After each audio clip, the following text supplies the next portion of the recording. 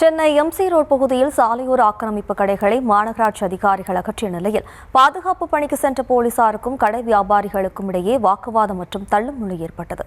இதுகுறித்தான கூடுதல் விவரங்களோடு இணைகிறார் நமது செய்தியாளர் பிரபு. வணக்கம் பிரபு, விவரம்.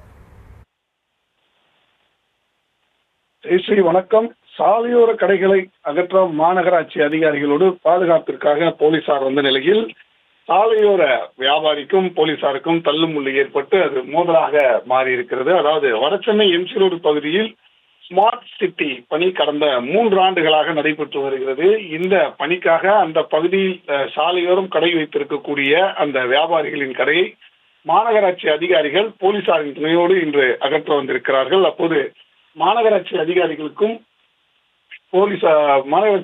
சாலையோர வியாபாரிகளுக்கும் வாக்குவாதமானது ஏற்பட்டிருக்கிறது. அப்போது போலீசார் நடுவில் நின்று கொண்டிருந்த நிலையில் போலீசாருக்கும் சாலையோர வியாபாரிகளுக்கும் தள்ளுமுள்ளு ஏற்பட்டிருக்கிறது. அப்போது அந்த பகுதியில் ரஹ்மதுல்லா என்ற சாலையோர வியாபாரி ராயபுரம் காவல் உதவி ஆய்வாளரோடு வாக்குவாதத்தில் ஈடுபட்டிருக்கிறார். அந்த தள்ளுமுள்ளு சம்பவத்திலே அந்த ரஹ்மதுல்லாவின் உறவினர் பஷீர் அவரும் ராயபுர காவல் ஆய்வாளர் சிதம்பர பாரதியை தள்ளிவிட்டதாக தெரிகிறது. இதனால் ஆத்திரமடைந்த காவல் ஆய்வாளர் அவரின் மீது தாக்குதல் நடத்தி இருக்கிறார். தொடர்ந்து அந்த களமானது பரபரப்பானது. அதனைத் தொடர்ந்து சாலையோர வியாபாரிகள் சாலை மறியல் போராட்டத்தில் ஈடுபட்டதை அடுத்து ராயபுரம் பகுதியின் சட்டமன்ற உறுப்பினர் ஐட்ரின் மூர்த்தி சம்பந்தப்பட்டவரிடம் பேச்சுவார்த்தை நடத்தி ரம்ஜான் பண்டிகை வர காலம் இருப்பதால் அதுவரை கடையை நடத்திக் கொள்ளுங்கள் என்று கூறி அனுமதி அளித்திருந்தார்.